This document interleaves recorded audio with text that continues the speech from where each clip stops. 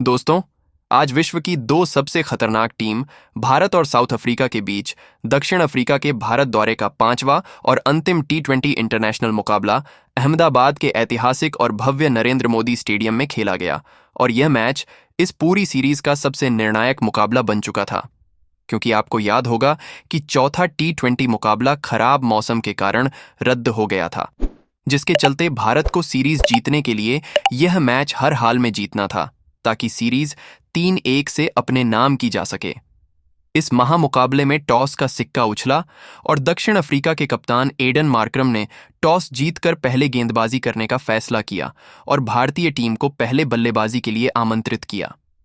भारत की ओर से पारी की शुरुआत करने आए विस्फोटक अभिषेक शर्मा और संजू सैमसन ने जैसे ही दुनिया के सबसे बड़े क्रिकेट स्टेडियम अहमदाबाद के नरेंद्र मोदी स्टेडियम की मखमली हरी घास पर अपने कदम रखे,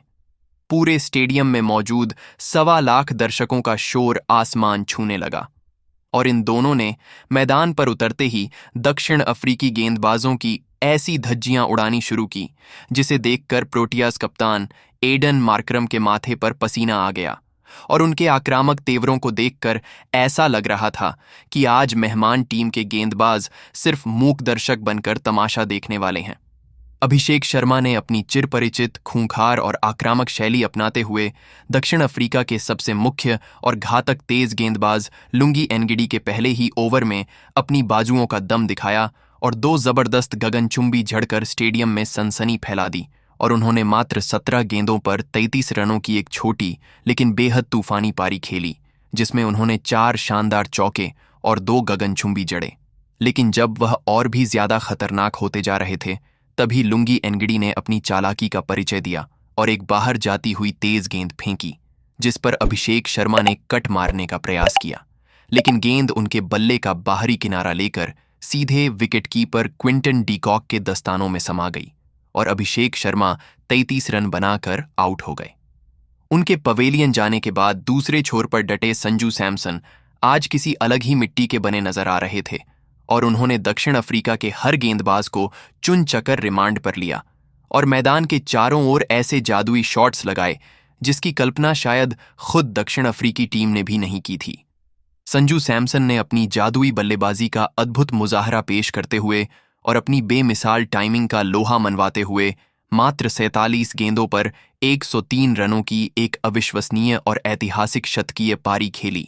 जिसमें उन्होंने 8 दर्शनीय चौके और 7 लंबे जड़े और जैसे ही उन्होंने अपना शतक पूरा किया, पूरे स्टेडियम ने खड़े होकर इस महान खिलाड़ी का अभिवादन किया और उनकी इस पारी ने भारतीय टीम के विशाल स्कोर को एक बहुत ही मजबूत आधार प्रदान किया। हालांकि मध्यक्रम में दुनिया के नंबर 1 T20 बल्लेबाज और कप्तान सूर्यकुमार यादव आज एक बार फिर बल्ले से पूरी तरह फ्लॉप रहे और मात्र 3 गेंदों का सामना करते हुए सिर्फ 1 रन बनाकर मार्को यासिन की एक सटीक और बिजली की तरह तेज इन स्विंगर पर पूरी तरह बीट होकर क्लीन बोल्ड हो गए। और उनकी इस विफलता ने भारतीय फैंस को थोड़ा मायूस जरूर किया, क्योंकि आज हर कोई सुअर का तूफान देखना चाहता था। कप्तान के जल्दी आउट होने के बाद युवा सनसनी तिलक वर्मा क्रीज पर आए और उन्होंने संजू सैमसन का बखूबी साथ निभाया